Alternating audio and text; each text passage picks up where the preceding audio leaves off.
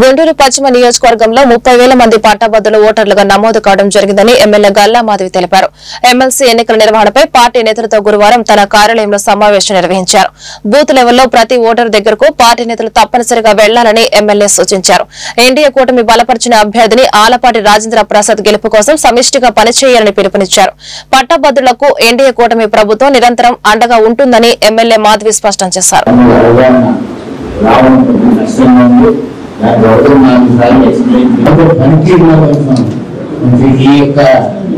ఈరోజు మరి 27న జరగబోయే ఎమ్మెల్సీ ఎలక్షన్స్ తాలూకా మీటింగ్ ఏర్పాటు చేసుకోవడం జరిగింది. మా క్యాంప్ ఆఫీస్ లో నాయకులందరినీ కూడా సమావేశపరిచి ఈ రోజు వారికి ఒక దిశానిర్దేశం చేయడం జరిగింది.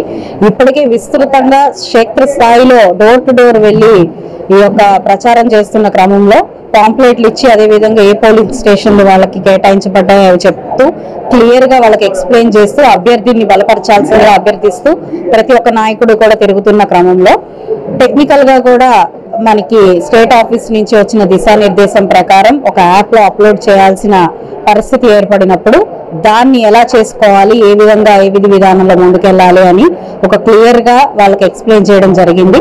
ప్రతి ఒక్కరిని కూర్చోబెట్టి టెక్నాలజీ పరంగా కూడా ఎప్పుడు ఎన్డీఏ కూటమి ప్రభుత్వం అడ్వాన్స్ గా ఉంటున్న నేపథ్యంలో ఈ యొక్క టెక్నాలజీ పరంగా కూడా అభ్యర్థుల్ని బలపరిచే విధంగా వాళ్ళని నమోదు చేసే కార్యక్రమాన్ని చేపట్టడం జరిగింది.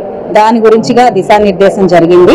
30,000 పైగా గుంటూరు పశ్చిమ నియోజకవర్గంలో ఎమ్మెల్సీ ఓటర్లు ఉన్న నేపథ్యంలో అత్యధిక మెజారిటీ గుంటూరు పశ్చిమ నియోజకవర్గం నుంచి రావాలి. అందుకు ఎంతో నిబద్ధతగా నిజాయితీగా ఇక్కడ పనిచేసే ఒక క్యాడర్ మొత్తం కూడా చాలా ఉత్సాహం చూపిస్తా ఉన్నారు. ఇప్పటికే వర్క్ అంతా స్టార్ట్ అయిపోయింది.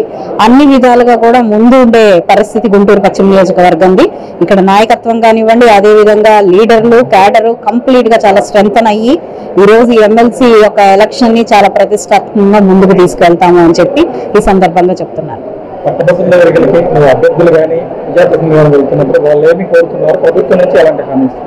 ఇప్పటికే ప్రభుత్వం పట్ల హర్షం వ్యక్తం చేశారు. ఈ రోజు ఎన్డీఏ కూటమి ఇంత మెజారిటీతో గెలవడానికి కారణం కూడా ఆ పట్టభద్రుల యొక్క ఓటే. ఎందుకంటే మిగతా ఓటర్లలా కాకుండా విశ్లేషించగలరు, చాలా చైతన్యం కలిగిన ఓటర్లు మన పట్టభద్రుల.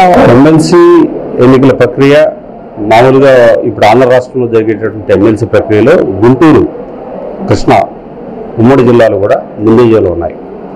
ఎందుకనంటే ఆలపాటి రాజా అనే వ్యక్తి ఒక విద్యార్థి నాయకుడిగా రాజకీయ రంగంలో ప్రవేశించడం, యువత నాయకుడిగా యువకులందరినీ ఆకర్షించి గుంటూరు జిల్లాలో యువత నాయకుడిగా పనిచేసి ఆ తర్వాత అతను ఎమ్మెల్యే అయ్యి మంత్రిగా అనేకమైనటువంటి సేవలు అందించాడు. ఒక గుంటూరు జిల్లాలో ఒక చురుకైన రాజకీయ నాయకుడు ఎవరైనా ఉన్నారంటే ఆలపాటి రాజా అని చెప్పేసి చెప్పచ్చు. కాబట్టి ప్రతి ఒక్కరికి కూడా ఆలపాటి రాజా అనేటటువంటి వ్యక్తి గురించి సుపరిచితుడు. ఆయన గురించి ప్రత్యేకంగా చెప్పాల్సిన అవసరం లేదు. మన జిల్లాలో ఉమ్మడి గుంటూరు జిల్లా కలిసి ఉన్నప్పుడు కూడా 19 జిల్లాలో ఏ నాయకుడైనా సరే రాజా గారి దగ్గరికి వెళ్ళి నాకు ఈ పని కావాలి, నేను తెలుగుదేశం పార్టీ కార్యకర్తని, నాకు ఈ కష్టం వచ్చింది అన్నప్పుడు ఖచ్చితంగా వాళ్ళందరికీ కూడా ఆయన పెద్ద దిక్కుగా ఉండి పనిచేసినటువంటి సందర్భాలు అనేకమైనవి. కాబట్టి అటువంటి వ్యక్తి